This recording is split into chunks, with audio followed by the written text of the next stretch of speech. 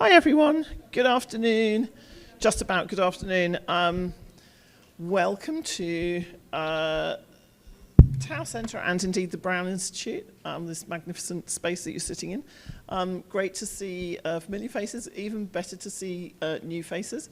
Thanks very much indeed for coming to hear about, I think, one of the most important bits of work that we've been doing here at the Tower Centre in the last couple of years, which is around an old, I suppose, problem, which is how do people get their news, how do they get informed in a very new and different and challenging environment. And we've been trying to answer that with new tools and different ways of approaching the question. I have to give huge thanks to Sarah Stonbely, who is a former Tower Fellow here, had worked on local news mapping when she was at Montclair State, the Centre for Cooperative Media, when we mapped, or she mapped rather, parts of the New Jersey ecosystem. So this is a long-term conversation that we've been having about how we can get more insight into this problem. And I want to give huge thanks as well to the North Carolina Local News Lab, Lizzie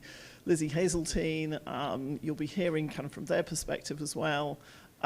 Just because they immediately saw this sort of slightly crazy plan of how should we map this and said, yes, we want to fund it. Also, thanks, huge thanks to our friends and colleagues at the Brown Institute, particularly Michael Krisch, whose awesome skills in mapping technologies and how to present this stuff You'll be able to see that in a minute. I'm going to say no spoilers.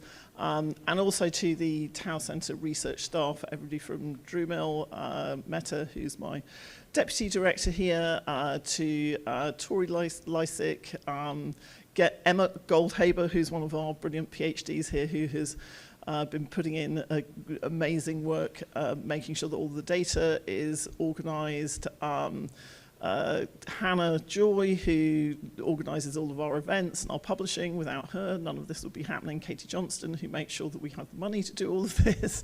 So it's a kind of big team effort, and I'm sure I've forgotten to mention people, but that's okay because Sarah is here to frame both the work, I think walk you through what we found and how we presented it, and then to hold a discussion about what does this tell us and where can we take the work. I'm also here to tell you less exciting things like the restrooms are downstairs in the basement, refreshments are at the back, but you already know that, that's great.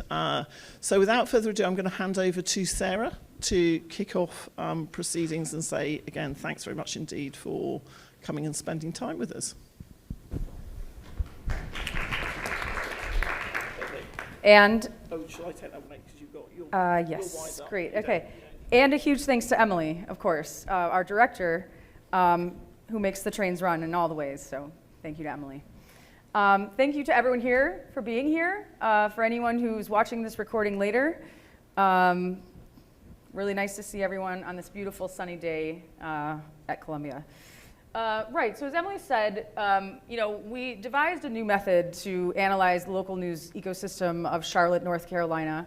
And we always envisioned it as sort of a pilot or, sort of a beta test of this sort of bringing all these different tools together. So we're very excited and very thankful to have been able to do that. Yes, and thank you to the Brown Institute, thank you to North Carolina News Lab Fund for seeing the vision. One of the things that I've been thinking about and writing about is this idea of going from a news desert frame to an information ocean frame. I've been doing this work for a long time, and one of the things that became increasingly clear is that people who live in so-called news deserts are still getting local news and information. They're still learning things about their local newscape, their local landscape.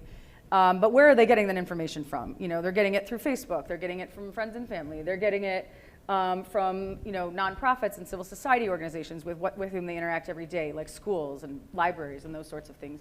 So, and then there's a lot of other information sloshing around that might be from pink slime outlets or rumor and disinformation and misinformation. So, at that point I thought, well, maybe journalists are like lifeboats and beacons that sort of lift people above like all of this other stuff, still super crucial cornerstone pieces of the information landscape. But we shouldn't think that if there isn't a news outlet per se, that there's no news, right? So that was kind of the first move. And specifically to the mapping piece, the news desert paradigm was like, okay, if, as I just said, if communities lose their newspapers, they don't have any local news or information. And those areas were labeled news deserts.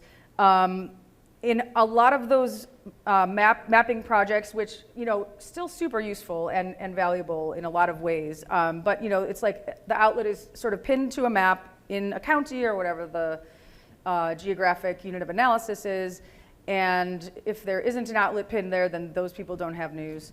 And then, usually at the county level, which, as Emily mentioned, I mapped the state of New Jersey, which is one of the most dense, if not the most densely populated states in the country. And in that state, the county level is so large, it encompasses so much that it really didn't make sense to think about the county level. I had to go to the municipality level. And here in Charlotte, we go even lower, we go even more micro into the neighborhood level and the census tract level. So, and when you get to more densely populated areas, I think it's really important to sort of do that as well. So then in the information ocean paradigm, sort of like I said, communities are awash in misinformation rumor, journalists are lifeboats and beacons. We're mapping for news and information from multiple platforms and multiple different kinds of organizations, so that's where the civil society organization piece comes in. We're using AI-assisted content analysis, which has been not done, to my knowledge, very often at all in any sort of mapping exercise, although it's definitely being used more often now. And like I said, neighborhood level precision. So really kind of trying to drill down and see what kinds of news and information people are getting at this very sort of micro level at which life is lived. There's also a changing consumption pattern that goes along with this, and we've had now like several studies that have shown this. So 76, this is from Pew, 76% of adults ages 18 to 29, so sort of the youngest cohort, get their news and information from social media at least sometimes, and 62% of ages 30 to 49, and I think that number is only going to go up. Young adults are least likely to seek out news, though 70% say they see it comes across their feeds, so it's like more incidental, it's not intentional news consumption. And then approximately half of people, and I sort of referenced this just now, who live in areas designated as news deserts reject that categorization, saying that they are able to find the information they need about their communities. So all of this adds up to people are getting their local news and information from a variety of places, sometimes including local news outlets, but not always. So myself and Dhrumil and Michael and others of our colleagues here set about to figure this out, sort of map in a new way. So it was basically three steps. The first is a census, and this is the thing you'll find in most mapping studies. In most mapping studies, there's a census, meaning there's a list of outlets that are identified, and those outlets, and it's almost always news outlets, not CSOs as well. It's like the name of the news outlet, and then sort of what county it sits in, and what their primary medium is, and like a bunch of variables. But and like I said, valuable, certainly valuable if it's especially if it's the first time this area is being mapped in that way. But that was just our first step. So we had that, and then based on the census, we also had the URL for each outlet that was online, and I think almost all of them were at this point. This is for the city of Charlotte. Then we scraped, and this is where it gets a little technical, and I'm going to let Dhrumil and Michael speak to this in the panel, but we scraped the content from sort of a sample of organizations from the final total, and created two types of maps. We created a semantic map, or what we're calling a topic map, which is where, and I'll show this just in a second, the content is sort of, each article is clustered together based on its similarity in terms of topic.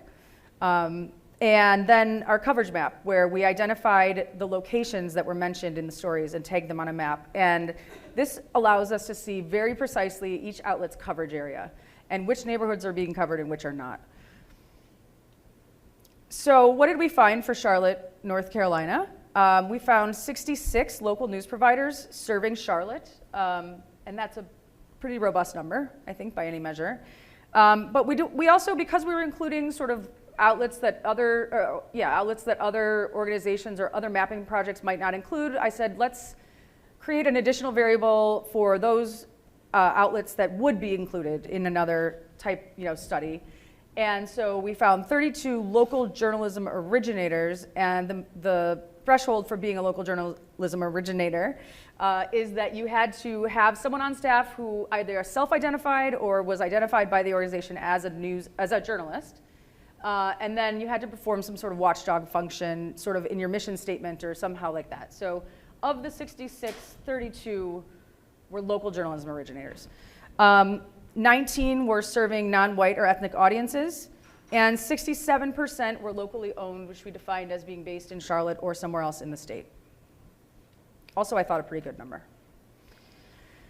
This is all the technical stuff, which I'm going to sort of skip over at the moment, but it is in this deck, and it will be available if you'd like to get into it. Also, Michael and Dhrumil are going to talk about it a little bit later. So let me just talk a little bit about the topic mapping, because I thought this was really exciting, and this is something that Dhrumil's been working on and we're using for in other projects as well. So like I said, here we scraped roughly 18,000 articles. Each dot represents an article, and you can see by the different clusters and the color coding, which is colored by topic, which articles were about what. So the red, for example, on the left are crime stories. Those are all crime stories. And on the top is like policy, on the right is sports, in the green, et cetera. So, and everything's interactive. You can insert different filters and all these sort of things, so I'll show you in a little bit. And there's some really cool things that you can learn about the data and about the content produced by these organizations from this method. So, for example, we had 53 organizations whose content we scraped, and only like 7 of them were not LJOs, or local journalism originators. And they were like the newspapers from the houses of worship, and a personal finance newsletter called Tiny Money, and then a soccer blog called Soccer Sheet, which Sam actually started. So I thought, this might be interesting. And the gray dots are everything that's not selected for. So I filtered for these non-local journalism organizations, meaning they don't have a watchdog function primarily, or they don't have a journalist. And you can see here, and I don't know if it's, yeah, you can see that those clusters that I've circled have very few gray dots around them, right? They're kind of off on their own. And what that tells us is that they're covering a topic that not a lot of other people or no one else in the ecosystem is covering, right? They're writing stories that really not a lot of other people are covering. So they're really filling a niche that's not being addressed by anyone else. So that's kind of one thing that you can learn from a topic map. But then I saw these, now this is filtered by outlet. So the previous, it was filtered by topic. Now this is colored for outlets. And I saw all these green dots by the other non-LJO, which is a newsletter from 6 AM City. It's an aggregated, AI aggregated newsletter. And I was like, well, what's going on there? Oh, that's 6 AM City. And as I did a little bit more looking into it, I realized that basically, and you can see how they're scattered all amidst the other dots, right? They're very much integrated with the other gray dots that are on there. And what I realized is that they were basically just taking other people's content and reposting it as their own. So it became also very clear what was going on there. And these, I think 6 AM City has like 350 newsletters around the country at this point. So the other thing we wanted to look at, and the other thing a topic map allows, is to look at coverage by like a specific genre of outlets. So this is all of the Hispanic serving outlets in Charlotte. There were 6 of them, Spanish language. One is Spanish and English. And here we could see that the #1 topic, and I also had the counts in addition to the visual, the data viz, I had the counts as well. So the #1 topic covered by Spanish language outlets was crime and safety, crime and public safety. And you can see there, I know the print is really small, but it's that big oval on the left covering all the red dots. So that was the most covered topic there. They also covered a lot of policy and politics and events. And again, looking into it further, if you look at the sort of the circle on the right, they're like dark pink dots, it says events. You can also see that there's not a lot of other gray dots sort of mixed in there, right? So one thing I realized is that the Spanish language outlets in Charlotte, and our data collection period ended in June. The ICE raids in Charlotte were in November. The Spanish language outlets were covering immigration issues almost exclusively, way before the ICE raids.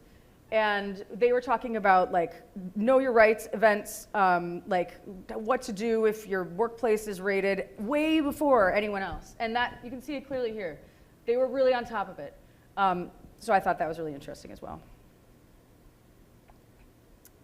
Yeah, this is where I sort of talk about that. So yeah, we had a 1-year data collection period that ended on June 30th, and the raids were in mid-November. And as you zoom in further, you can see really there's very few other outlets talking about that during this period, during this 1-year period leading up to the raids. So moving now to the coverage map. So this is now the coverage of the areas, the geolocating, the locations that were mentioned in the articles. It was a really interesting thing to see. And again, we had a 1-year sample. We had about 18,000 articles. Just over 27,000 of the articles mentioned a location in Charlotte. So you can, like right away, we were like, oh, that's really interesting. Like even though this is local news in Charlotte, a lot of them were talking about Raleigh, Durham, or the state of North Carolina, or even further afield. Right, so there's a lot of sort of national news mixed in, which makes sense. They're talking about other things. The average number of locations mentioned was 3.97, so 4 locations per article. And not all of them were mappable. So not all articles mentioned a mappable location. And of the total locations mentioned, 43% belong to a Charlotte designated census tract, as I just said. And a lot of those were concentrated in like Center City, which I'll show on the next slide, and then other census tracts that had either a university or an airport or some other kind of venue located within them, or a hospital. The hospital census tracts got a lot of mentions because of all the crime coverage. So really interesting to see it in that way. Right, 487 mentions. So I said the average number of mentions was 487. I'm sorry, the average was 152. There's a lot of numbers in this one. The average number of mentions for each tract was 152. The highest number of mentions was 487, and that was in Center City. So let me show you the map. It's easier to see here. And right, University, Center City, which had like all the sports venues, right, the airport. So that was really interesting to see. And local news is event-driven largely, right? When there are locations mentioned, it's event-driven. And that makes sense. Finally, did civil society organizations fill any gaps? We wanted to look at sort of a broader lens. We were looking at schools and hospitals and all these sort of other things. Did they, schools and libraries and all these other organizations that provide local information to communities? And we found that yes, there were some topics that were covered by CSOs that were not covered by local news outlets that might be of interest. A lot of school stuff was covered by, going out on the school's newsletter, going out on the school's website that was not picked up by the news outlets. And then things like firehouse news. So it's like improvements to firefighting technology, and then features about people who had been there a long time, things like that. So we found that interesting. Like they are putting out news that's not, that's not necessarily picked up by news outlets or that's not being covered.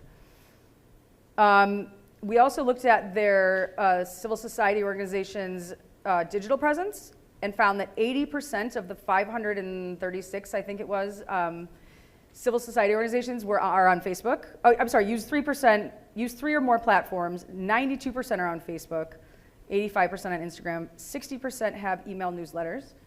So still Facebook is really kind of where all these types of organizations are. And then the top 100 on Facebook, in terms of engagement, 20 news outlets and 80 CSOs. So we were really happy to see that the news outlets were kind of in the top 100. And 13 news outlets were in the top 20, 4 news outlets in the top 5. So that's really interesting, especially given that Facebook has sort of deplatformed news. We still found that they're pretty active on Facebook. So we're really hoping that publishers specifically, and we'll talk a little bit about this in the panel, like, you don't just do research for research's sake, like hopefully there's some impact, hopefully it's useful. Publishers can see very clearly their own coverage patterns. They can isolate just their own content and see in both the topic map and the coverage map where they're covering and what they're covering. They can identify neighborhoods they're missing, discover where their coverage is unique. I had a call with a publisher in Charlotte who was very excited. He specifically does not do crime coverage. He's a very historic Black-owned outlet, and they specifically don't do crime coverage. And he was really excited to see that was shown in the data of his content. He's like, I'm going to take this to those funders. I'm going to take this to my audience. He was like really, and a lot of coverage of HBCUs that really he's the only one doing. So that was very cool. Find potential collaboration partners, right? Is there another outlet that's covering the same thing? Maybe we can work together.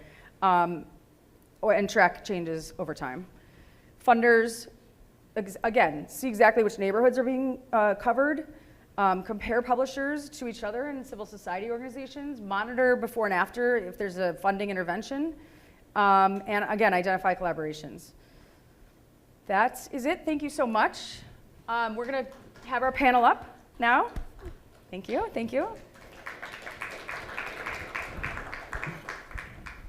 Great. So I'm so happy to be joined here by my esteemed colleagues.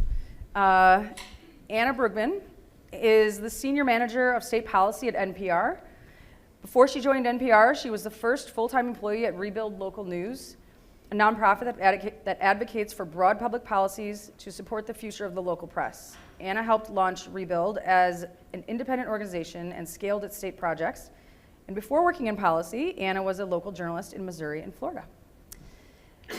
Sam Spencer is the Associate Director of Funder Partnerships at the North Carolina Local News Lab Fund, which generously commissioned this work. In addition to serving as senior staff for a member of Congress, Sam's public service roles include serving as chair of the Charlotte-Mecklenburg Planning Commission and as a member of many Charlotte-based boards, including the Citizens Transit Advisory Group, the Beckler Museum of Modern Art, and the Arts and Science Council. In 2022, Sam co-founded the local arts and culture newsletter Y'all Weekly and its companion publication Soccer Sheet, which we just saw on our topic map.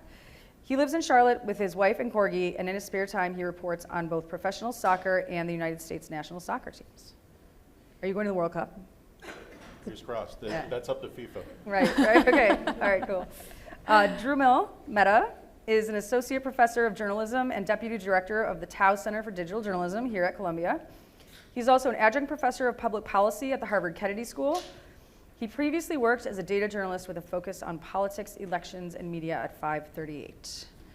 And Michael Krisch is the acting director at the Brown Institute for Media Innovation, a bicoastal research center, also here at Columbia Journalism School, and Stanford Engineering, that reimagines how we find and tell stories. In his role, Krisch oversees a myriad special projects and grants, including bicoastal collaborations, while also shaping the Institute's programmatic offerings. So very pleased to have everyone here today. And I'm going to just ask some questions, and then we're going to open it up for Q&A. So if you have any questions, we'll make time at the end for sure. Dhrumil, we heard just now in the presentation about how we leveraged AI to scrape and analyze content from 53 Charlotte survey organizations, including news outlets and CSOs. One of the AI-driven tools we used to analyze that content was the semantic map, which we're calling a topic map. And I showed some of the findings. Can you talk a little bit about how you and your team conceived of the semantic map and built it, and sort of what all goes into that? Yeah, we had to build invent several tools in order to effectively do this work.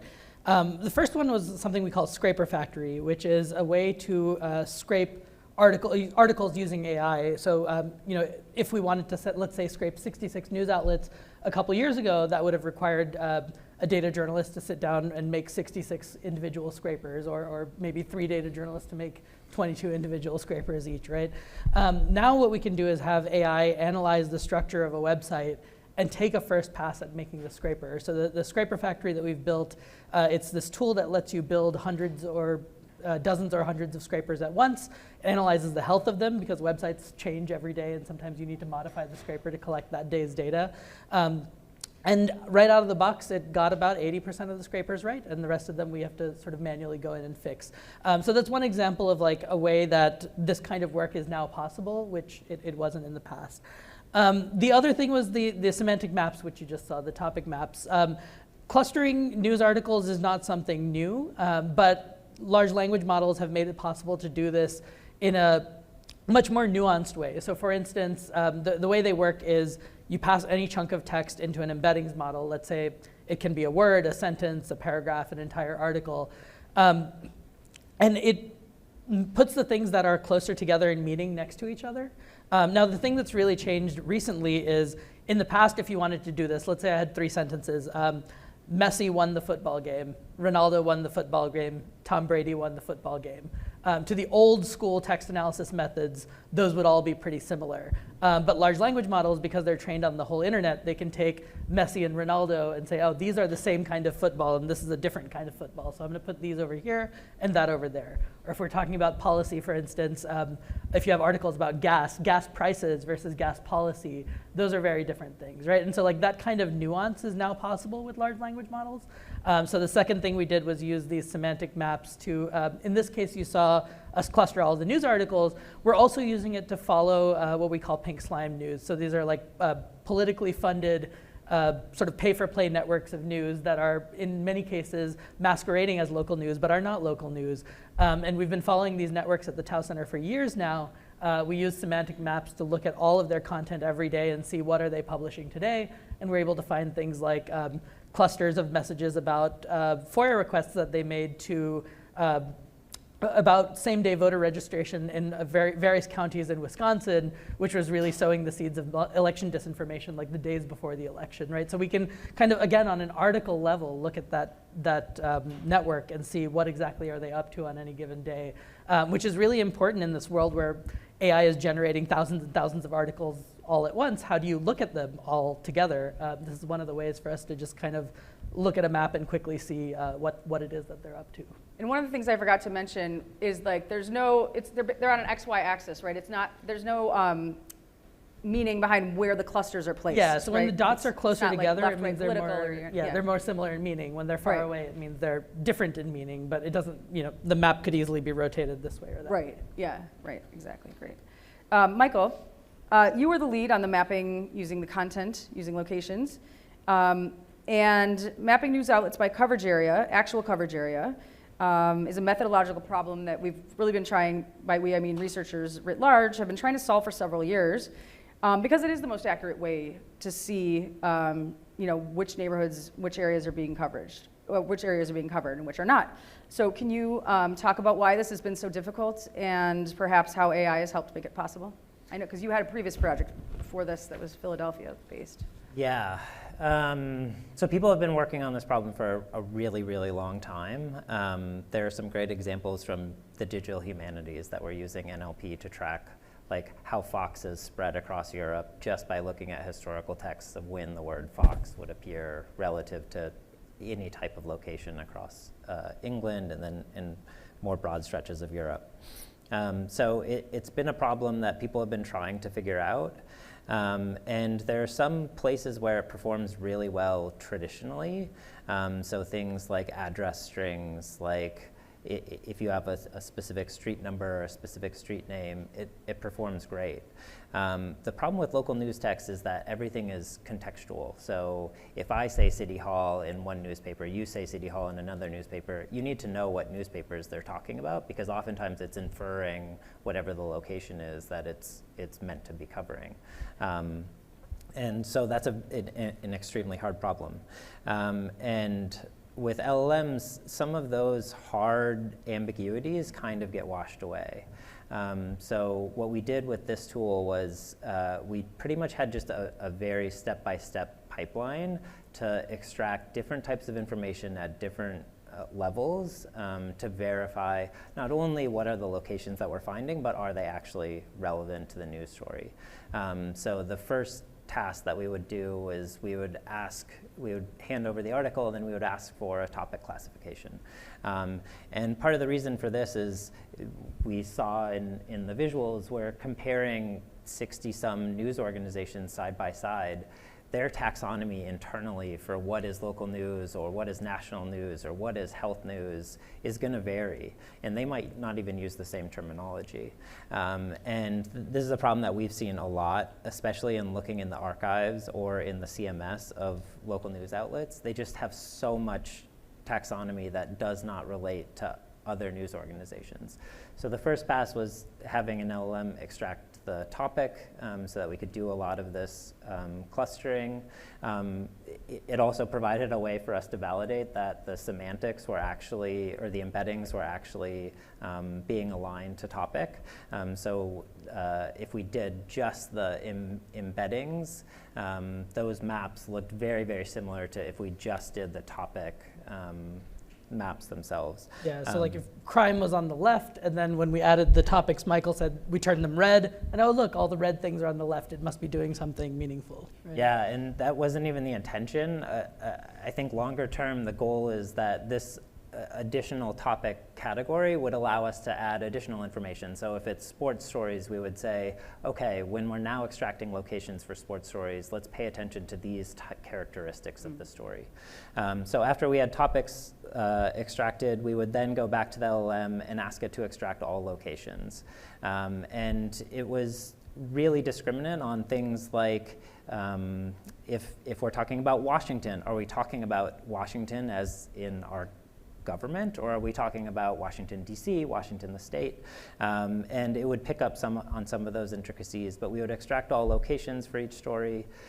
We then took each location in the context of its sentence, sent it back to the LLM and said, is this location relevant? Is it relevant as an actual location to this sentence, and then is it relevant to the wider story?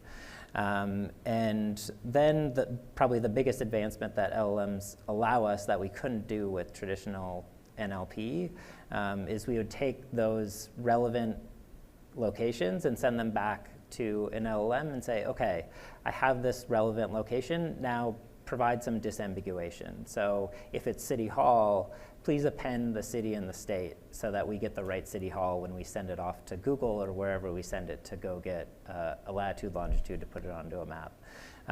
So that was the pipeline to actually extract the information that we needed to build some of these maps. And then we did a whole bunch of non-AI based augmentation to make them mappable, to make them actually show data that we wanted to see. Yeah, so exciting. Sam, thank you for being here from North Carolina to represent the fund, the North Carolina Local News Lab Fund, which, as I said, commissioned the research. One of the things that I was so excited about when the fund agreed to commission the work was that we both share this sort of broader lens about what counts as local news and information, civic information, and that sort of thing. You all have been funding non-journalism orgs in this vein for a while. And I was wondering if you would talk a little bit about why, from your perspective, it is important to include these sort of non-journalism civic information providers. Absolutely. So one of the things that we do at the fund is, number one, our goal, our mission is to make sure that everybody in our communities in North Carolina who needs it has trusted sources of local news and information that they're able to use to make key decisions for their families, decisions about their health, and participate in local government and civic society. So when you're looking at what a trusted source of information is, that's going to go far beyond just a newspaper or a radio station. And what's even more interesting is when you think about it for a little bit, some of these civic society organizations, some of the local information providers are probably more trusted than media members in this day and age. We all know, I don't have to explain, the assault on media and press and the First Amendment that's been happening. But one of the results of that is that if I'm thinking about somebody who's, who goes to church, gets the church bulletin, or somebody who's picking their kid up from school with a newsletter in the kid's backpack, they're probably going to trust that newsletter, and they're probably going to trust their church bulletin from their faith home more than they're going, a random local newspaper. And so one of the big findings for us is that these partnerships are so important because both organizations can validate each other. And at the same time, right before Sarah's report came out, another report that had been in the works for a while that's cited in the research about Charlotte's historic West End came out. And one of the outcomes of that report was that we have to work together as an ecosystem more. We need local residents working with the CSOs, working with local news providers so that everybody who's a part of the ecosystem is invested And that's something that they got, it was a completely different methodology. We're talking case studies, interviews. But what people were telling them is that we have to work together for there to be a trusted environment. In Charlotte, there's one place where this is already working, and that's the Charlotte Journalism Collaborative. So the CJC has member organizations who are not just traditional information providers. The Charlotte Observer is a member, WFAE or NPR News Source is a member, but the UNCC Urban Institute is also a member. Queen's University is a member.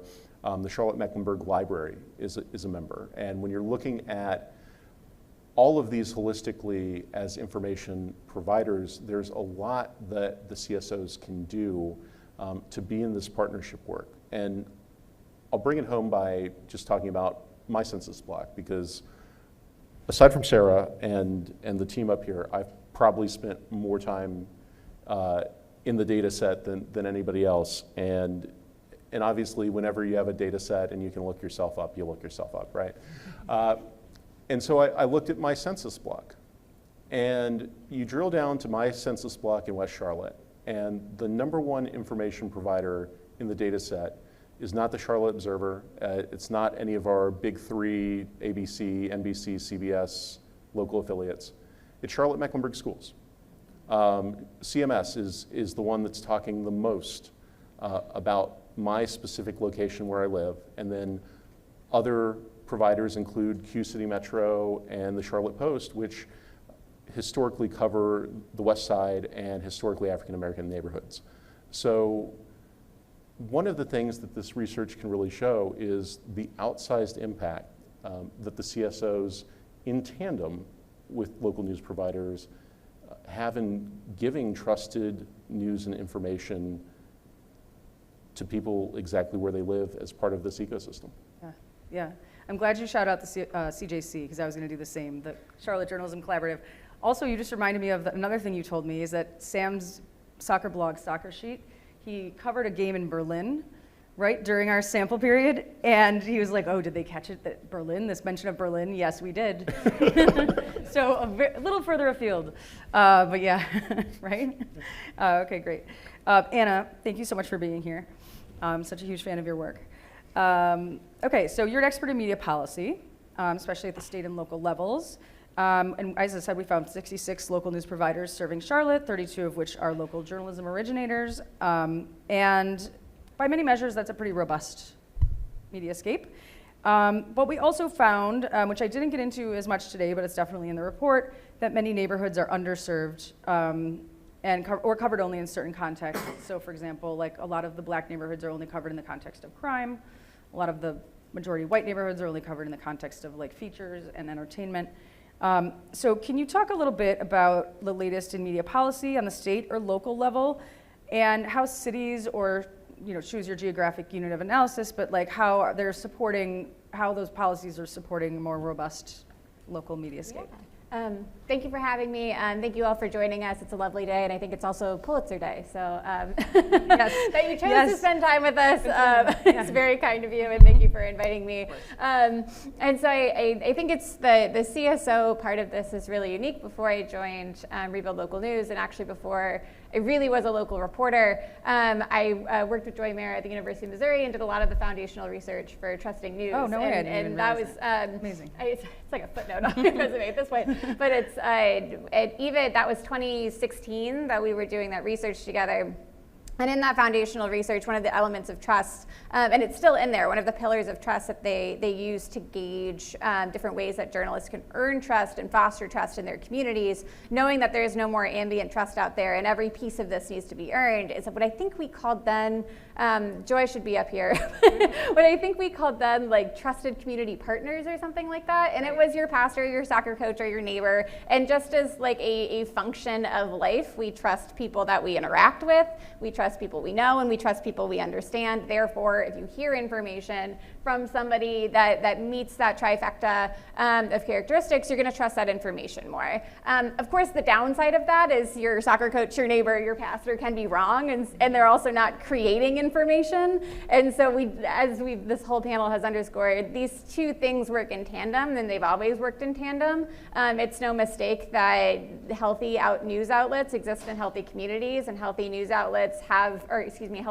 have healthy news outlets. Those two are functions of each other. The directionality of those are kind of symbiotic. And so you need to have both a healthy local news ecosystem and a healthy local community. Those things need to reinforce each other. At the policy level, we kind of use this catch-all term, civic information, to mean information that is helpful to civic society or community.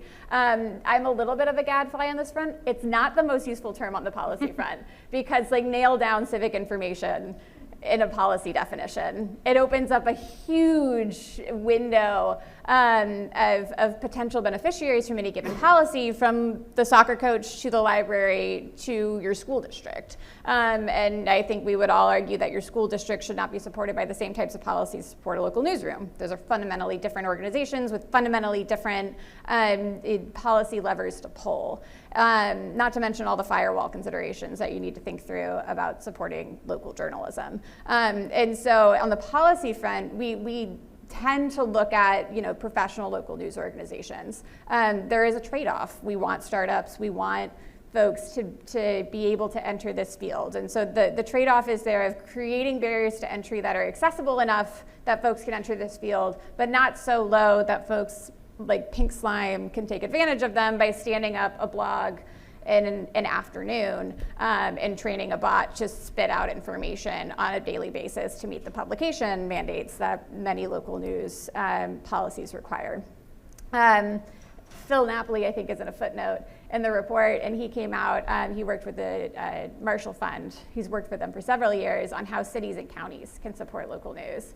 The federal government obviously has had a role in this since the beginning of this country, from the postal subsidy of 1792 into the modern age. States have taken a role, anything from sure postal subsidies, but also legal notice, public notice, more proactive policies like that, local newspaper and broadcast tax credit here in New York. New Mexico just passed one. California's working on one. There's fellowship programs. There's advertising set-asides where a portion of the advertising budget is set aside to support local journalism. New York City was the first city to pass that. All of these are probably familiar to this crowd. At the city and county level, it varies based on what kind of taxes and really budget you have to work with. Hooking a benefit to a tax means you have to have a tax.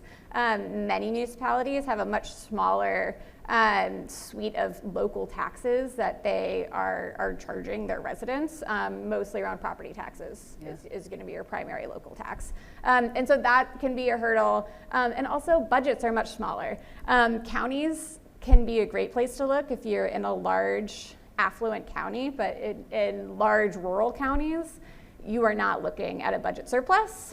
You're looking at a very small budget that has to be stretched across a broad geographic area.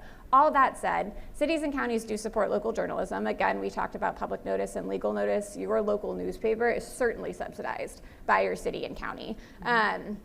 Beyond that, there's in Southwest Missouri, I believe Springfield had a workforce development program that supported local journalists for several years. Henrico, I always say that wrong and they always make fun of me. Henrico County in Virginia does something called, it's an advertising incentive. It basically gives free advertising to small businesses that the small businesses then use at the Henrico Citizen, which is an online paper. And so that obviously benefits the Henrico Citizen, and it obviously benefits the local community, and ancillary benefits to more small business activation, more awareness of small businesses, ease to generate customers in that community. It really doubles back to the tax benefits of creating a thriving Main Street. And so that's one other way to think about it. Of course, we mentioned the advertising set aside in New York City. If you are a large city or county that has a large advertising budget, that is somewhere to think. That's money you're already spending. Most of that advertising these days gets dumped in search programmatic and geofenced advertising anyway, which does not stay in your community. And it has, I would argue, inflated impact. Advertising set-asides are some of the most exciting new policies to me. And those are budget neutral. Yeah, right. And in the city of Charlotte, they already have, we just mentioned the CJC, they already have the infrastructure by which to facilitate some sort of public program, whether it's a fellowship program through the CJC. You could have a publicly funded workforce development program that would fund 3 local journalists at X number of outlets. Because it's the CJC, those resources could be shared. That's a pretty good bang for your buck. You could look at an advertising set aside. You could also look at grants to some of these CSOs. Again, you don't support the same organizations with the same policy, but knowing the problem that you're trying to solve, which is a broader ecosystem, which is a wider ecosystem, you could, in smart ways, support partnerships with CSOs, that we're both supporting the local journalists in the field and we're also funding those partnerships. Plug for public broadcasters. Public broadcasters have always done those partnerships. We've always worked with public libraries, League of Women Voters, and so the muscles are already there in many cases in communities. It's about taking advantage of the behaviors that are already on the ground and already working, and then finding ways to smartly support those behaviors in ways that make sense for local budgets. Yeah, good. And you yes, good, exactly. Here's my second, yes, I'll Done. come back to that. I'll sit down now. Come back to that. Thank you so much. Dhrumil, I wanted to ask you about your teaching and sort of you're in the classroom with students who are, you're teaching things that are on the cutting edge. You're always looking at the things that are happening now, maybe what's happening in the future. And are there other applications of sort of AI or maybe other tech or other other developments that excite you specifically going forward? Yeah, I think when people think about AI in news, oftentimes they're thinking about like automating things we already do. Can I have it write headlines? Can I turn this paragraph into bullet points? Can I turn these bullet points into paragraphs? And like to me, and I guess the cynical view of that is so that we can fire some people and like run this operation on a smaller budget. But I think to me that's the least interesting part of all of this. Like the most interesting stuff to me is what more ambitious and interesting work can we do now that we could not do before, right? And so one of the things that AI is really good at is turning unstructured information into structured data. Things that were text, for instance, the kinds of news articles that we were looking at now, we can now put a pinpoint on a map and say it's this location with much more accuracy, right? And that enables all kinds of new work. So for instance, at the Tau Center, we've done a couple of projects involving AI-driven sort of information extraction. One was working with Columbia Journalism Investigations, looking at narratives of prisoner exonerations and trying to understand if we can extract structured information from those, like was there police misconduct, was there a settlement, if so, how much, like these kind of structured pieces of information from those exoneration narratives. We've also been working with the examination on extracting conflicts of interest out of scientific papers, so we can look at thousands, millions, maybe even papers all at once, identify the structured conflict of interest between each author and companies that fund the kinds of things that they're looking to do research into. And each of these, like, the people that we worked with initially on many of these projects came to us and were like, we can use AI to automate this thing and it's going to be so much faster and easier. And then 2 weeks later, they were like, this is so much more work than like, not doing this project would have been. And that's my pitch to everybody is like, it should be more work. It should enable you to do all these new really ambitious things, but you're going to have to put in a ton of time and effort into like validating that it's correct, manually sitting down and like one by one kind of annotating some sample of your documents. So it is a lot more work, but then we can do things that we couldn't do before. For instance, we used Scraper Factory to extract, we wanted to get a sense of how universities are reacting to federal pressure. And so one of the things we decided to do was pull all of the public-facing announcements from any university that's under federal pressure. which was like 100 and something odd universities, and each of them have 4 or 5 pages. So this is like 300-400 scrapers. It's a project that we wouldn't even have bothered taking on a few years ago, especially when you don't know what you're going to find. Like this was like a fishing expedition, an exploratory project, and we're just like, sure, let's do it, right? Like let's try it because the AI tools kind of enable it. So I would just argue that like the AI tools allow you to do much more ambitious journalism and research, and I would implore everybody to spend time there rather than what can I automate that we're already doing to make my operation smaller. Yeah, and thank you for the brilliant segue about validation, Michael. I want to make sure to acknowledge Marianne Aubin Quéré, Yeah. our 4th co-author on this report, who could not be with us today because she's down at Princeton. You know, same question. Like, what are you excited about in the realm of AI and journalism and storytelling more broadly? You know, that you're working on right now, or that you can see for the near future. Yeah. So going one step back, I think what Sam was referencing in actually like working with these organizations. I mean, we did this work with the Philadelphia Inquirer back in 2019, and that was based on BERT, which is like the precursor to all large language models that we use today. Oftentimes we would, like when we were working with the Philadelphia Inquirer, we would go to the editor and we would say, okay, what did the last week of news look like for you? And they would have amazing anecdotes about a set of stories that they wrote. And they would be really good at identifying all of the locations in those stories.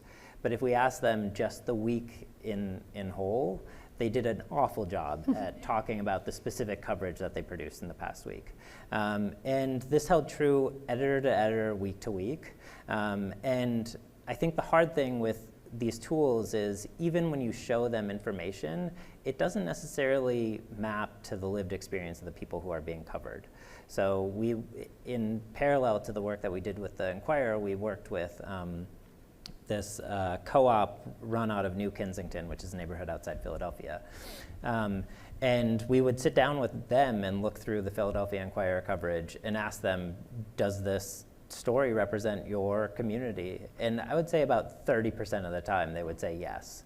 And so even the coverage that referenced their specific neighborhood, their specific block, they would look at it and they would say, this is not coverage about New Kensington. And so I think just taking a step back from the tools themselves, now more than ever, like we can build so many things, but if those things don't resonate with the actual experience that we're trying to map or do whatever process to, how useful really are the tools? So that's the first thing I would say. Now, on the pro-technology side, I will say the work that we did for the Inquirer took a year. We were using BERT, so we had to do some fine-tuning. We had to manually annotate about 10,000 sentences that contain locations, and then do training on top of that. And so it was incredibly laborious. And once we finished, it's a great tool for the Philadelphia Inquirer. You can't really port that over to Charlotte or to a specific outlet outside the Philadelphia region. And with LLMs, these are things that we can pick up this tool and drop it in Chicago tomorrow. And we would be able to start mapping coverage from all of the outlets in Chicago. And that's something that these systems make possible that we would never have imagined before. And then the other thing I'll say, just looking, taking a step back and looking at the technology more broadly, I feel like there's an opportunity for journalists to really be tool builders. We've always talked, specifically in this room at Brown and at Tau, about how the importance of journalists becoming tool builders, and there's always been a pretty big gap. Even when we train them to write Python, there's still a gap between the Python they're writing and the Python they're writing up at C's, just a block north of here at computer science. And suddenly I think that gap has really shrunk, and we have an opportunity to become real tool builders for very specific use cases that can solve actual problems facing individual news outlets or a set of news outlets more broadly, and that's really, really exciting. Yeah, I love that. And again, perfect seg to Sam, because Correct. If the research doesn't reflect the reality on the ground or doesn't have impact, kind of what's the point? So if you can talk a little bit about, as representing the fund, Yep. you know, I know you all have spoken about this being like the first step in the work that you all are going to do. Like now you have the information, now you have the data. You're going to go to local funders in Charlotte who you might want to work with. You know, I know Natalie's going back to the publishers to see how it can be useful to them. So can you talk a little bit about what impact you see this work having, if any, and maybe any conversations that you've had already that sort of gesture at that? Absolutely. I mean, at the top, this is a call to action for funders. All of us in this room understand the economics of journalism in this day and age. And if you can see on a semantic map or on this coverage map the value of local news and information, and then you have to fund it. You know, I think that that's one of the first things that we took from this report. You know, earlier, Sarah, you said there's not an X and Y axis on the semantic map. And I might challenge that a little bit, because when I see left to right on that semantic map, when I see a huge chunk of crime coverage on one side and sports and entertainment and events on the other side, you know, I see an axis between squalor and joy.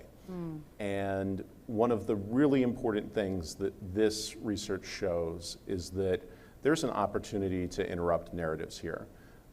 It very strongly shows, you know, in this report that there are disparate outcomes. Communities are getting different kinds of coverage. You know, some communities are being ignored, some are being covered in a frame that you know, is not truly reflective of the community.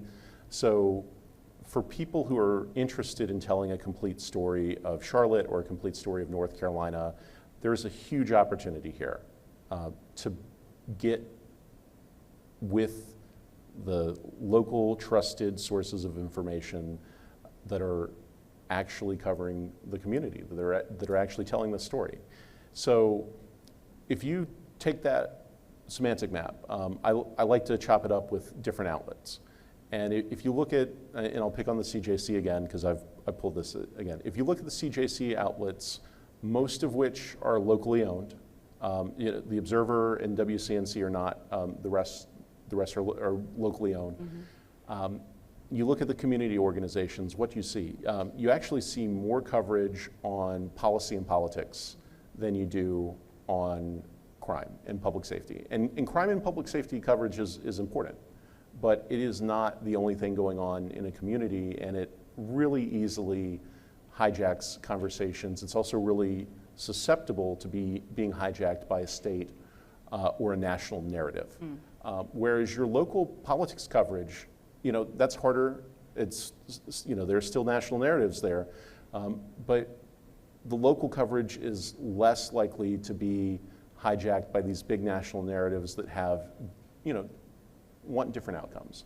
And so really in this research, what I see for funders is, you know, you have the opportunity, you have a clear call to action here to fund local news and information. And I think one of the biggest assets that comes out of this comes from you, Sarah, in that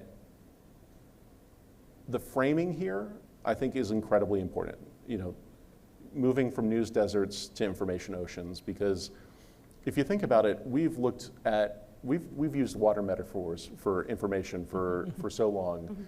80s, it was channel surfing, 90s, surfing the web. This century, we've started streaming. And people really get, it's really intuitive to understand that we are awash in information. And I think as people see what harmful information can do, what the pink slime can do, what bot factories on social media can do, I think they're also ready to see what can be done by true investment in local news. Yeah, amazing. I would like to say that was intentional with the water thing, but that's awesome. All right, I don't know how much time we have left. It looks like maybe just, oh, we're good. Okay, good. Last question, Anna. We were, you know, this idea of collaboration, right? Charlotte Journalism Collaborative, you know, outlets working together. Public media, as you said, has been doing this, pioneering it really, has been doing this for a long time. And I'm sort of putting you on the spot here because I don't know, but do you think that it would be possible for local news outlets and CSOs? And the reason I say I'm putting you on the spot is this was not the question that I had for you. I'm quick on my feet. You already answered it, so I have to think. Do you think it's possible for CSOs and local news outlets, like journalists, to collaborate? And there's a lot of tension around being objective as journalists, right? The true collaboration, if they're collaborating with a school or a nonprofit, there might be some of that hesitancy, but just based on what public media has been doing for so long, how do you think that looks going forward? Well, I think we always have collaborated, and we still do in many ways. The challenge with, I think over the last 10-ish years, is local journalism collaborations have become more the norm, and there's collaborative storytelling, and ProPublica works with this local news organization. I think that in some ways comes with some maybe different sets of challenges that we've been able to overcome, of like, where does my newsroom's autonomy end and yours begin, and how does this become a shared process among people who are generally quite competitive and hard-headed, I say as a former reporter, and I'm married to a reporter. We've negotiated that. Public broadcasting began at public universities for the main reason. I think that's a good point.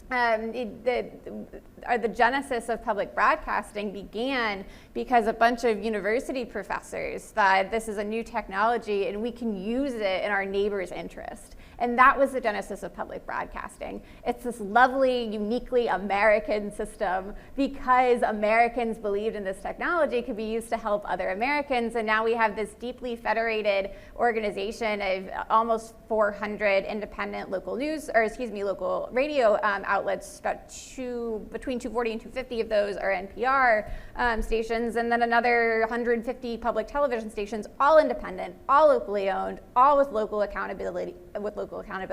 And that really started because of kind of a collaboration like the one you're talking about. In terms of collaboration between, like new collaborations between what we call CSOs or nonprofits and local journalism, I think that is something that could possibly be fostered by public policy. I think that it's more likely that that's fostered by a combination of public policy and funding. Again, because the problem to be solved there is pulls you in different directions. I see Rodney had a slide at one of his presentations at the last conference we were at together. Was it Kieran? Who's the circle with public broadcasting in the middle? Yes.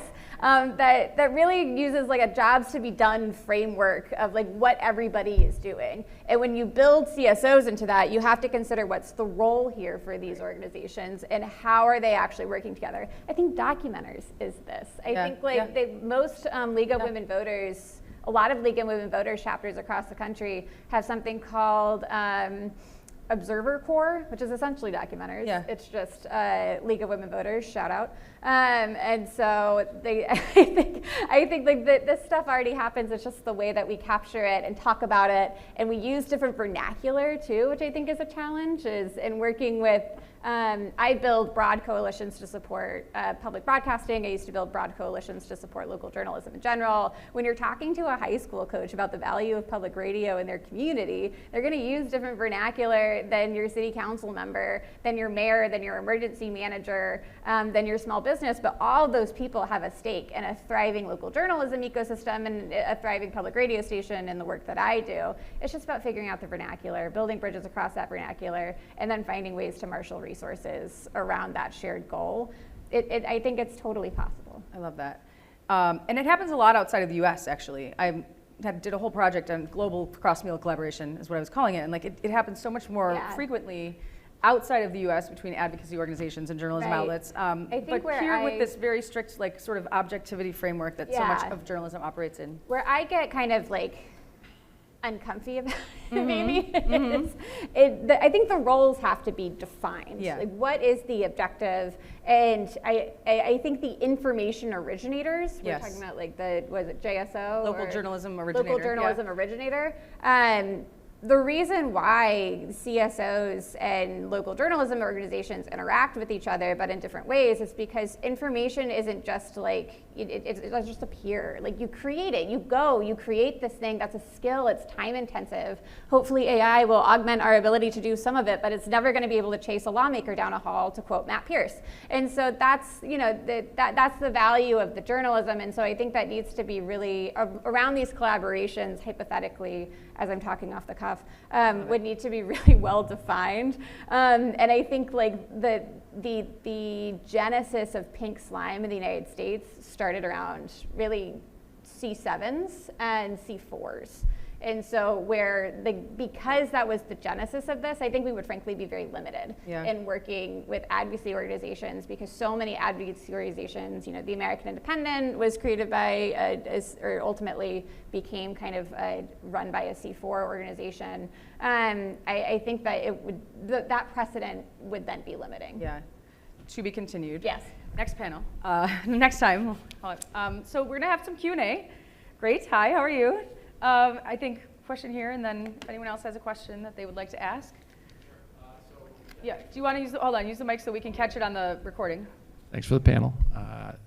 So say your name and affiliation, I think, right? For sure. Yeah, okay. Sam Gross, I'm a consultant for local news organizations. I also work with Henrico Citizen, which is great. Oh, shout out. So that's fun. If you were going to apply this to another location, what type of resources would be required, kind of based on the fact that you've built out so much of this framework? And then I'm not sure if you're planning on continuing this project, but if you were going to spend another year or whatever time frame on it, how would you build on it and take this deeper, or kind of stretch the idea? Yeah, good questions. So, I mean, I think, we would love to apply this method elsewhere. Certainly funding is always the issue. Since this was sort of the first pass, combining all of these different tools, I think it would probably be more efficient next time, but there's certain built-in costs like cloud computing and things that Michael and Dhrumil can speak more to, but I'll just say real quick before I throw it to you both. There were things that didn't become clear until I was writing up the data in the report that we might want to think about differently or tweak for next time, and that's always the case, right, when you're using a new method. So, one example, on the topic map, the infrastructure stories are kind of scattered all over the place. Mm-hmm. And so we might want to tighten up the prompt for infrastructure stories, stuff like that, little tweaks here and there, but yeah. Yeah, I mean, the Scraper Factory was great, and I think we'd have to obviously scrape new content from whatever city it is that we move to. One of the sad realities is in the process of trying to block all the AI companies from accessing our content, a lot of places are also blocking us from accessing their content. Right. And we want to do this in an ethical way, so that means that Sarah has to then go to each news organization and request permission. The bigger and more bureaucratic the news organization, the more of a pain that becomes. That's the case for a lot of public broadcasters, right? Sorry? That's the case for a lot of public broadcasters, right? A lot. And so a lot of places are using Cloudflare now. So this is kind of unintentional. Even the Internet Archive is having trouble now archiving content. And so there is this, that would be at least one of the, issues. Yeah, and I would just say though, having someone in the room like Sam and the North Carolina Local News Lab Fund, that's where that's so important, because they as partners and a known quantity in the community would then be able to go and say, hey, these guys are legit, can we figure out a workaround or something like that? But yeah, that is the blocking would become a major issue, probably. Yeah. Even much more going forward. Yeah, it's hard. I think to Sarah's point, there's, to a certain extent, the goal with some of these tools is to allow the actual outlets to define what it is they want to map, right? Mm-hmm. Because the taxonomy that we came up with when we were doing Philadelphia is very different than the taxonomy for Charlotte. Charlotte is really interested in health. They're a major player in hospitals. And so that became its own challenge, just trying to understand and categorize health. And I think that's an avenue that we would want to expose to the editors and to the journalists and to the nonprofits who are helping support the work. I think those are the instances where we would want to expose some of those things, and so it would require retooling. That said, the primary infrastructure is already built. And I think that's what's so exciting. When we took on Philadelphia, they had done 2 content audits in 34 years, and one of them was basically forced by their subscribers because they were so angry with what the coverage looked like. And this took, I think, to actually annotate and map all of those locations was about 3 days of processing through the LLM. So it's like the speed is just so much more efficient. And I think the hope is that we will bring it to another city, do some of those manipulations, and then open it up so that it could actually become something an editor could take to their newsroom and say, okay, let's hook this thing up. Let's see what our coverage looks like. And in my conversations about the research, one of the things we thought about is, or the questions that I've gotten from funders that we've shown it to is, okay, what happens if you do this in a rural setting? Like what happens if you look at this statewide? And there was a lot of interest in bringing it up from just the city level and trying to figure out what things look like in different sort of communities and neighborhoods. Yeah, right. Yeah, and I think like the ideal version of this would be real time. So like we were able to collect data up to June, but ideally we want to look at this and go, something just happened, how did our coverage go, who covered it, where is there a blank spot? Like you should be able to look at yesterday and see what happened. Like in theory, we could, like if we say infinite funding, Yes. like we could just be scraping these same orgs all day, every day, and like look at yesterday or look at a week ago. Yeah, and the Scraper it just Factory keeps has like going. a health dashboard. Right. If one of them goes down, we need some programmer to come and just Yeah. fix it. There's some sort of ongoing maintenance that if we had the funding for, it's really not that far from being able to do this in real time. We just need a little more funding. So like this could go on your analytics board in your newsroom. Yeah. Yes. Like there's your real-time website traffic. Here's your day after. What did I cover? What did other organizations in our Yeah. community cover? What did we miss yesterday? Like you should be able to have. Could those it get better at theme, like especially in terms of like crime and public safety? Obviously, there's solutions journalism about crime and public safety. Right. Like, could it get to the point where it's like able to differentiate between like this thing happened and like here's how Raleigh has addressed the same problem? Could Charlotte do it? Oh yeah, I mean that's a question for you. I have thoughts, but Let's start with your thoughts. my We have thoughts- other questions in the room, so I just want to make sure. My thoughts are like we would like to what Michael said, you kind of have to know what each community or Right. each newsroom wants, and then we have to build that specific tool. So like, yes, we could do something like that, but then we'd have to build another And then it would thing have to that like change the taxonomy. explores Of, framing or whatever. yeah, interesting. My understanding is too, like you can add different levels of prompt, right, to like refine it, and you can say like but they don't ever say like this is Right. solutions journalism. Right, like- you have to figure out like how That's usually not your what lead. bag of words, what Yeah, we'd have to come up with like a new category, like Yeah. this, and a new prompt to go with it. But that Right. said, we could do that. It's Yeah, I not mean, it's like not- we doesn't sit feel down, impossible. we workshop it, and then we run it. Yeah, yeah. and It'll take 3 days or so to run, and then it's done. So. Great. Yeah, great. Here and then. Rod Benson at NYU. Thank you for doing this study. It's fantastic. So I mean, I don't want to add like more things for you to do because what you've already done is really impressive, and I'm very excited about what AI can accomplish going forward. I don't know if I'll ever figure it out in my lifetime, but I'm glad somebody's doing this, and I'd love to partner maybe someday.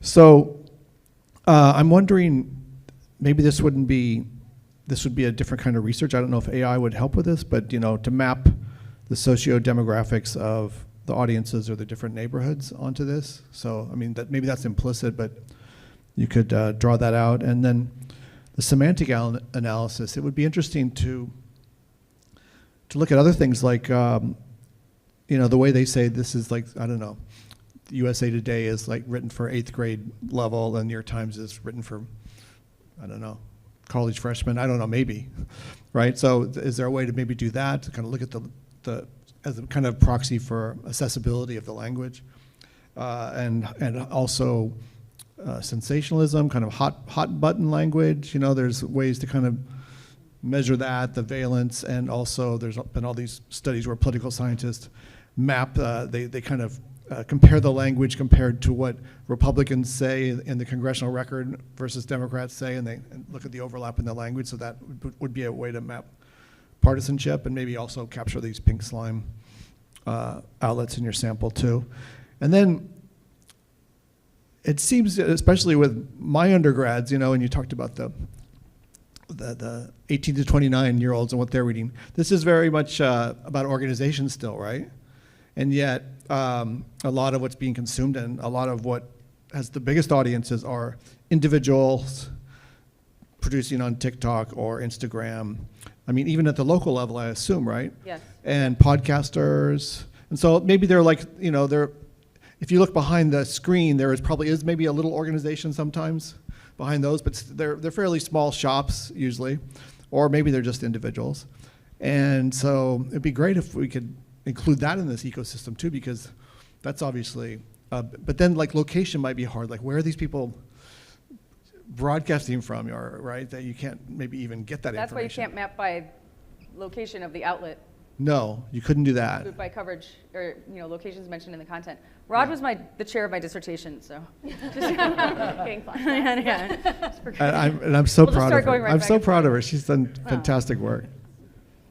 Thanks for those questions. So just real quick, and I want to hand it off to you guys mostly, but we did include podcasters, and we tried to do some independent creators, newsfluencers. We have like a short list of them.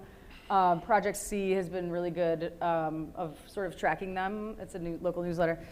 We have newsletters as well. But you're right, the medium of like TikTok or Instagram makes it really tough to get the text. It's really difficult. Facebook too, it's like really hard to scrape that text. And Tori, shout out to Tori and CJ and our other colleagues here who have, YouTube, really tough. So yes to that. And then I want to hand it off to you guys. There was something else I wanted to talk about, but the question of the different types of content and valence and Democrats and Republicans and that sort of thing. YouTube's a bit more open, but they like Facebook groups, some of these we really encountered challenges with. It's funny that you mentioned the Democrats and Republicans thing. That was my undergrad thesis. So. Oh, nice. Yes. There you go. I think I've done a lot of natural language processing even before LLMs, and I just have this like graveyard of natural language processing stories where I've tried stuff like that, but then if you don't have like a really clear kind of research question and a reason why you want to do that thing, then they all kind of end in like, I've got some findings, they're like mildly interesting. And so I think that's why, to your point about like, does it resonate with the community or like, what does the community really need? I think I'm very interested in the news influencers question, for instance, but I think the more I do these, the more I'm thinking like, let's start with the question on the ground and then see which tool is like the right fit for that. Yeah. I think from the socioeconomic stuff. And that was the other thing. We did lay the census data over. Yeah, so part of the challenge with the tool was ensuring that it could scale beyond Charlotte. So we spent actually a lot of time building out a pipeline to get census data and to provide like on the fly calculations of the number of stories per 10,000 people or 100,000 people. So those are things that are built out and I think are probably the most interesting of the tool certainly when I'm using it, trying to ask questions of the data, because especially when you talk about shifting to like rural locations, coverage about rural communities is so different than urban communities. And the questions you're going to ask are different. How they spread geographically is very, very different. And I think that's actually where these tools are incredible when they're driven by AI, because AI has some of that built into it that NLP would fail miserably at. So if we build a system specifically for Philadelphia, it's going to do awful once we start to leave the population centers. And that's just not true with AI because of the way that the large language models function. So that I actually find really, really exciting, and the scaling out to rural I find to be much more tangible when in the past it looked almost like an impossible problem. But yeah, I think in addition to the socioeconomic stuff, I think there are also the ability to incorporate other data sets, I think is really what's intriguing to me. And not just from a data perspective, so like what are the other sources of data, like public transit servicing, and like what does transportation look like for communities, but also from an information ecosystem. Right now we're working on trying to get a whole bunch of Substack data to just see what Substack looks like relative to official news sources like these. So we'll see. Yeah. Great. And one of the interesting things in the actual body of the report was, so that there's this framework for looking at socioeconomic inequality in Charlotte called the crescent and wedge. And the simplification of this is that South Charlotte has more affluent residents, higher median income, and then there's a crescent around it that has a varying amount of socioeconomic different levels, different crime rates. And when you put the geographic map of the data, on top of the socioeconomic map, there's a lot of stuff that looks, becomes really clear. There's a lot of coverage of events and entertainment and sports in that crescent, and not as much crime coverage in the crescent. In the wedge. Yeah. And at the same time, I think with each city being idiosyncratic and each city having its own mapping, one of the big things that stands out in the data set is the airport. And if you're in New York, yeah, sure, EWR, JFK, they're all big, they're important.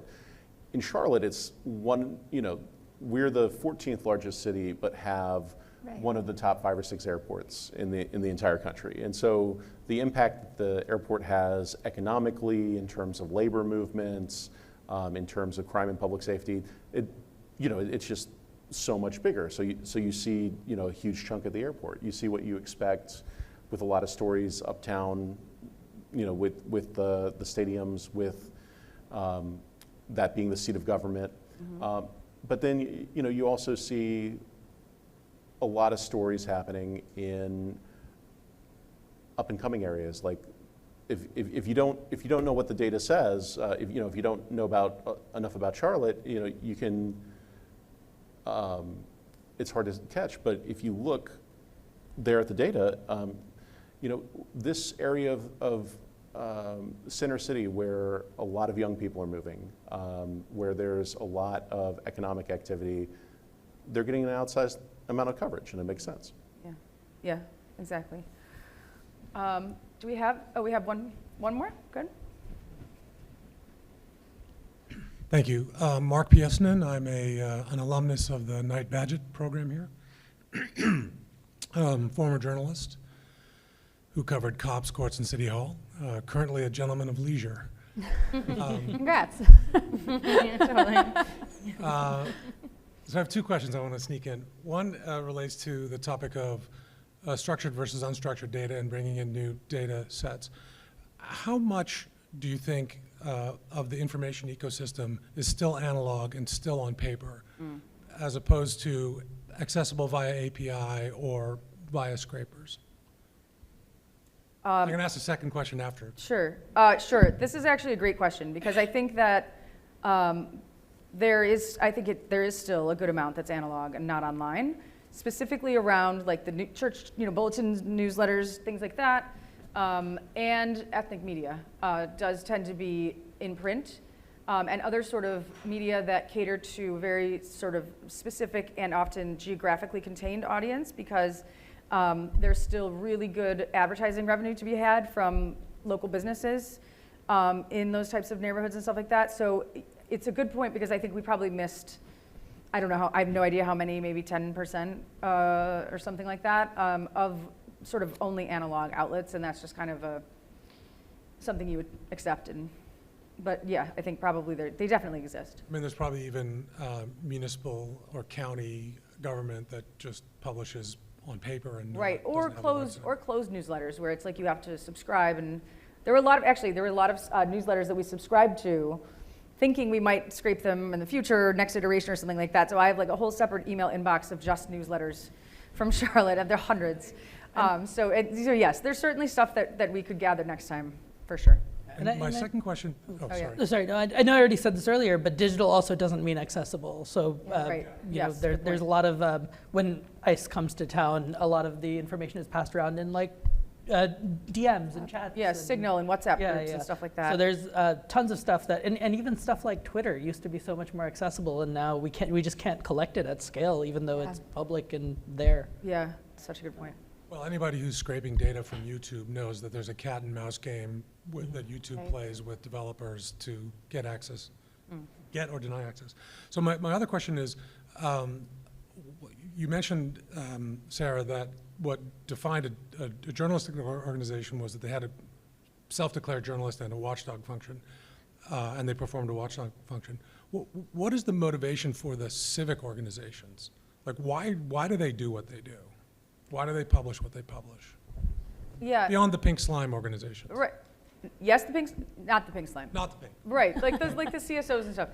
Yeah, I mean, I think that's a good question. I don't address it directly, but like I think that there's a self-preservation function, certainly, but there's probably just a genuine need to reach out to the community. And actually now as I'm thinking about it, like that does probably get to deeper questions about like usefulness and trust. Like they're giving only useful information. Like they don't have time. It's not their primary function to be making a newsletter or something like that, but they need information to get to people, and people need that information from them. And that's why they do it, I would assume. I mean, it's something that I haven't like thought super deeply about, but it's actually a really interesting question. Yeah, I don't know, anyone else? I mean, I used to be on the board of the League of Women Voters in Washington, D.C., and they have something called Vote 411. All of your League of Women, I see a League of Women Voters honor back there. Nice. A lot of League of Women Voters organizations have it across the country, and they do like candidate. Probably if you were a local journalist, you've participated in a candidate survey. Well, you've tried to get a politician to answer these questions and input them into your form so you can create a voter guide. And the League does it because that contributes to their goal of making an informed citizenry and driving voter engagement. A local journalism organization is going to do it because they care. They don't care about the outcome, they care that it happens. When I talk about public policy to support local journalism, I often talk about the scaffolding of like, this is, if you want to participate in this, if there's a building that's being made and you want to participate on something happening in that building, the scaffolding is really important to making that building where you can go do that thing. And so a lot of these CSOs are inside the building doing the thing and therefore are still invested in the building. They're just doing their part of that. And then journalism is the scaffolding. The thing is, the building gets a lot more weaker if you don't have the scaffolding. And so it's this kind of like, the motivation, like you said, is different, and the way that we support them is different, and the way that they see their role is different. We're all just participating in hopefully a structurally supported society, but you know that's how the League thinks of it. Environmental organization probably has volunteers that goes and measures wastewater, and that's really, really important and helpful. And actually, that is how in a lot of rural parts of the country, like rivers are still being tested. It's volunteers and it's being publicly posted. So I think a lot of that is all intersecting incentives. And the research made me think a lot about some CSOs that some are getting cut. A lot of them are in the data set. So to be a little bit of a nerd here, I used to be on our planning commission, and fun. Oh yeah, a lot of fun. And so that that's for Charlotte and the entire county, and a lot of neighborhood associations, they have a printed analog neighborhood newsletter. Sometimes it goes out, sometimes it doesn't. Some might be in Sarah's inbox. And so, why does somebody who's a neighborhood association leader do what they do? I think that's an incredibly interesting question, because a lot of times we would see a neighborhood association leader rally the troops in their neighborhood against a rezoning or a project, or do something like put together a civic day. And so I think that gets back to some of the really important questions of like, who's out here doing local information as a way to connect with people, and who's doing it as a way to interact with their communities, and that's the hopeful, that's the hopeful version of me. And then who's out there as an influencer, who's using their megaphone, who's trusted by their neighborhood, and might not have the greatest of intentions. So I think that's an amazing question. There's some related work by Heather Chaplin, who I don't think is here, and journalism and design at New School, looking at these sort of people in the information environment, in the local information, who play these different roles. And it's like, let's consider all of them like holistically, and that just made me think of that. Any other questions? All right. Well, thank you all so much for being here. This has been really great. Wonderful.